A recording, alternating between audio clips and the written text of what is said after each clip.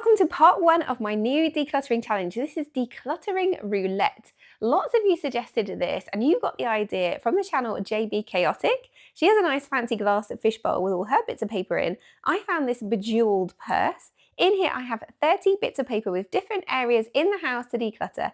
And today I picked out bedside table, and I feel like the universe has given me a good one to start with. One of the things that made me nervous about decluttering roulette was like, what if I get a big area of the house to declutter for that day and I just can't physically get to it? And by that I mean, like, it may be that my husband is working from home. His desk is in the bedroom. It's behind where I am right now. So like, what if he was working from home and then I couldn't get to the bedside table or an area of the bedroom or the ensuite? And then I thought, like, I'm making this way harder than I need to. Just put the piece of paper back in and draw another one.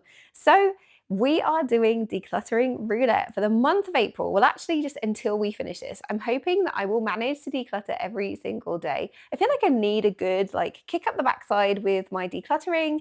I have been decluttering in earnest since December, but it's definitely been slower going in this past month. I've been tackling the loft. I don't feel like the loft is finished, but I do feel like I need a break from it.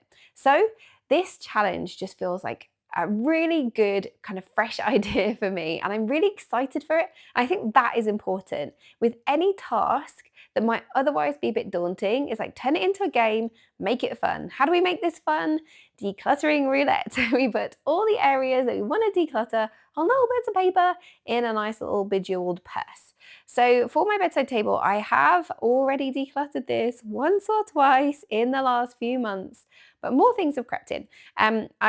You see, I managed to declutter very easily some of my Mother's Day gifts.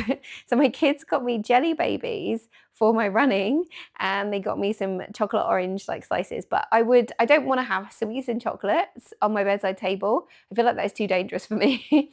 I want them to be downstairs with all the other treats. So I know if I want a treat, I'm like physically going to go looking for it. What I don't want to happen is, well, kind of, I guess what's happening in the video, right? I just kind of stumble upon them, and then because I see them, I have them.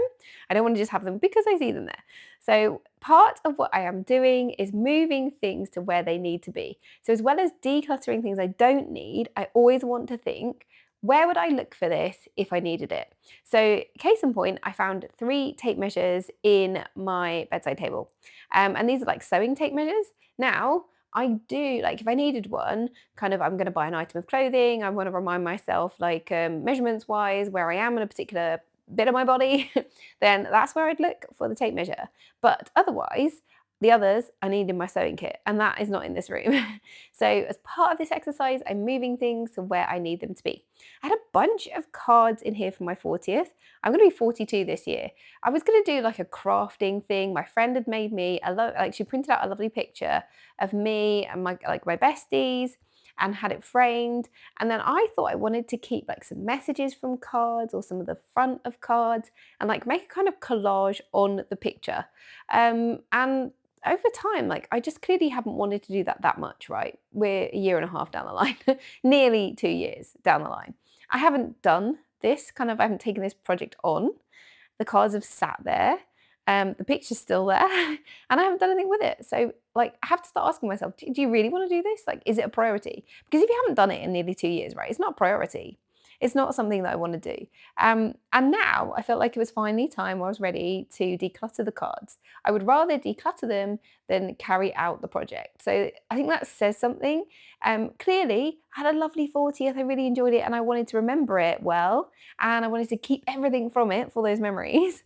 But doing the loft clear out that I did last month and going through my sentimental items was a great reminder that, well, firstly, I have too many sentimental items, and secondly, I've kept some key things from my 40th in my memory box. I don't need everything. So otherwise, I have a bunch of stuff for like art supplies.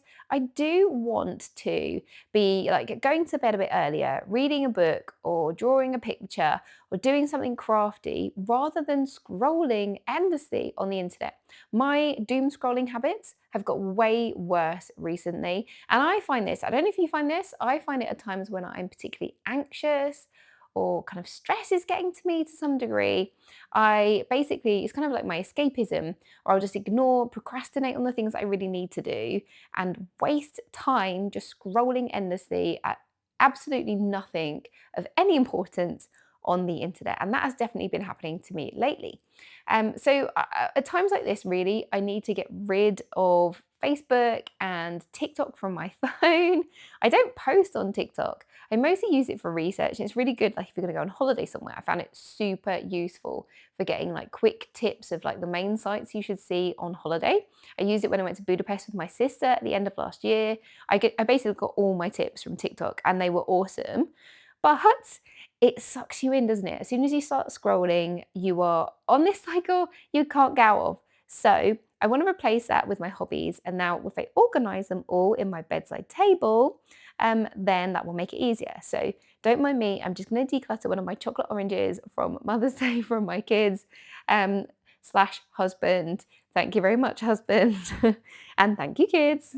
But let's face it, at ages 6, 4, and 2, my kids didn't make too many decisions about what happened on Mother's Day. But I do really love in my boys' school, they have like a Mother's Day shop. So the Friday before Mother's Day, the kids go to the shop with like £2 each and they buy a little trinket. My boys got me key rings with really cute little phrases, which I have put on my key rings. That's really super sweet. So they do like physically get something themselves. I have some medication in my bedside table, which I have it, kind of sealed away. So it's if the kids start rummaging around, they don't stumble across, paracetamol or whatever.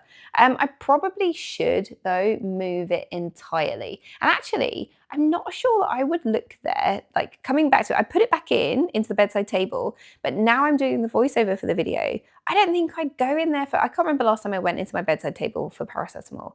Like that really should be in the high cupboard in the kitchen. So I'm going to go back and I'm going to take that out just in case anyone's worried about the medication, because I know you guys do worry. And, with kids as young as mine, that is, something to think about for us.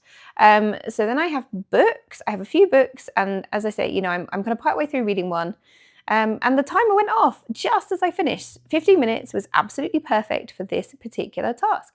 Everything is way more organized. I've got all my little crafts in there, my tissues and my lip seal and everything I need at night, all organized. And this is what I got rid of. I got rid of a magazine, a bunch of cards, a few like out-of-date electronics.